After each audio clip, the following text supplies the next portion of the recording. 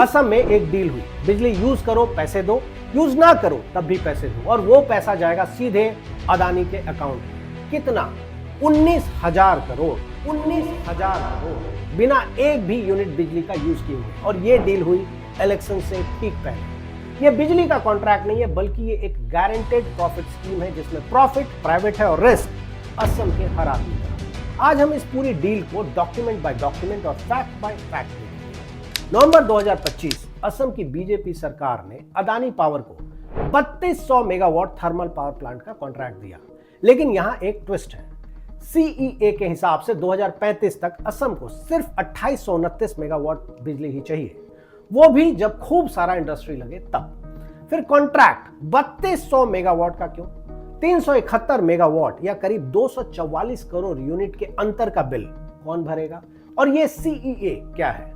Central electricity authority यानी CEA Bharat सरकार की अपनी संस्था है, जो मिनिस्ट्री ऑफ पावर के तहत काम करती है, और ये हर स्टेट के लिए एक मैंडेटरी रिपोर्ट बनाती है। इस रिपोर्ट में साइंटिफिकली कैलकुलेट होता है कि अगले 10 साल में किसी स्टेट को कितनी बिजली चाहिए, और ऐसा करने के लिए वो राज्य का पॉपुलेशन ग्रोथ, इंडस्ट्रियल एक्सपेंशन और इकोनॉमिक प्रोजेक्शंस जैसे डेटा का इस्तेमाल करती है। फिर एक प्लान बनाती है, इसे ही रिसोर्स एडिक्वेसी प्लान कहते हैं। सीए का रूल बहुत साफ है, जब भी कोई राज्य कंपनी के साथ पावर एग्रीमेंट करे तो रिपोर्ट को फॉलो करना मैंडेटरी है। फिर असम ने 2829 की जगह 3200 मेगावाट का कॉन्ट्रैक्ट कैसे दे दिया? क्या असम पर सीईए का रूल लागू नहीं होता, या अदानी का नाम सुन के सब चुप हो गए? इसे समझने के लिए कॉन्ट्रैक्ट दिए जाने से थोड़ा पहले चलते हैं। 1 अगस्त 2025 एपीडीसीएल यानी Assam power distribution company limited, कोयला मंत्रालय और मिनिस्ट्री ऑफ पावर की एक मीटिंग हुई। इसमें एपीडीसीएल के 6000 मेगावाट के पुराने डिमांड पर चर्चा हुई, जो इसने इस कॉन्ट्रैक्ट से पहले रखी थी। मीटिंग में पावर मिनिस्ट्री ने अपना एस्टिमेट रखा कि असम को 2035-36 तक सिर्फ 3483 मेगावाट कोयला आधारित बिजली ही चाहिए होगा। फर्क को समझिए, एपीडीसीएल ने मांगा था 6000 मेगावाट, मिनिस्ट्री ने बताया 3483 मेगावाट, 2517 मेगावाट का अंतर।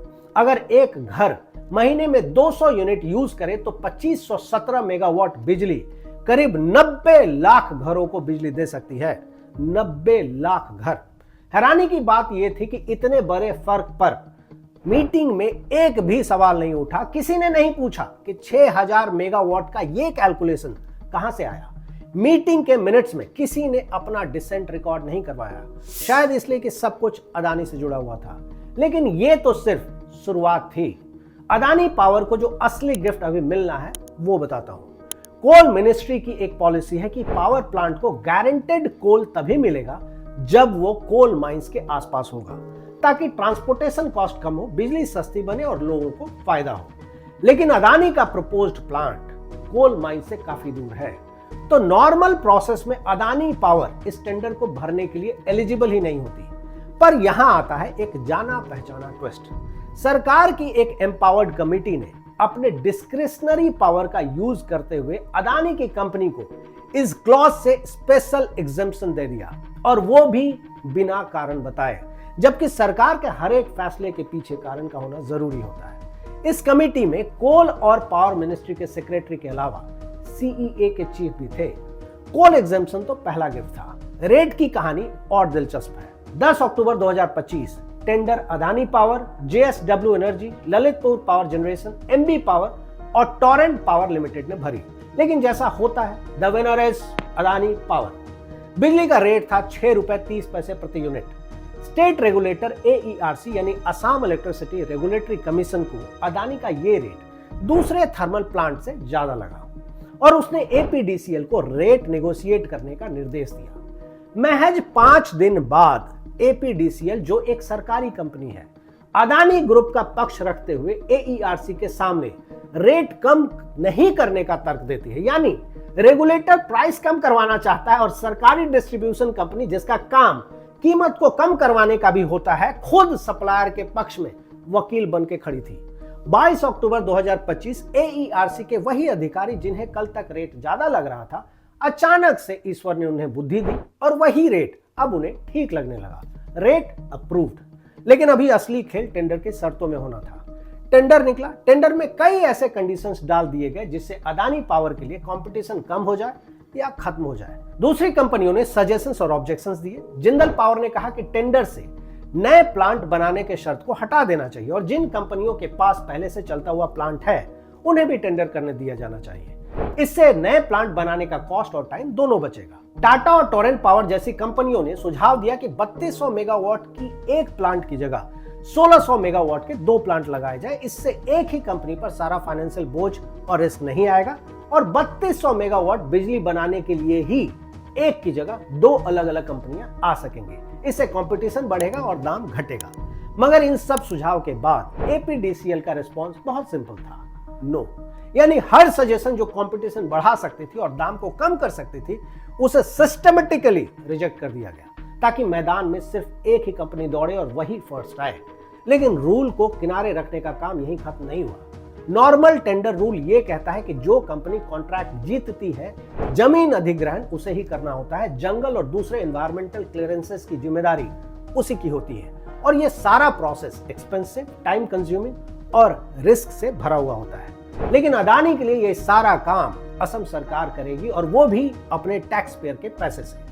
करना भी चाहिए क्योंकि अदानी ही सरकार है और सरकार ही अदानी, और इससे अदानी की कंस्ट्रक्शन कॉस्ट ऑटोमेटिकली कम हो जाएगी।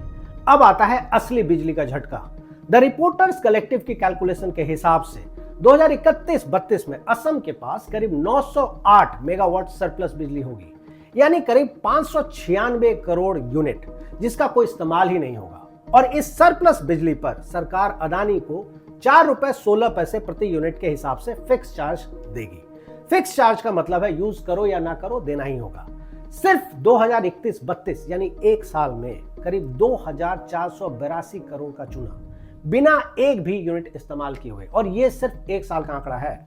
अगर असम में खूब इंडस्ट्री आई और बिजली का खूब इस्तेमाल हुआ तो 2030 से लेकर 2035 तक में यानी करीब 5 साल में 12,500 करोड़ का, और अगर कम इंडस्ट्री आई यानी कम बिजली का इस्तेमाल हुआ तो 19,000 करोड़ का चूना लग सकता है।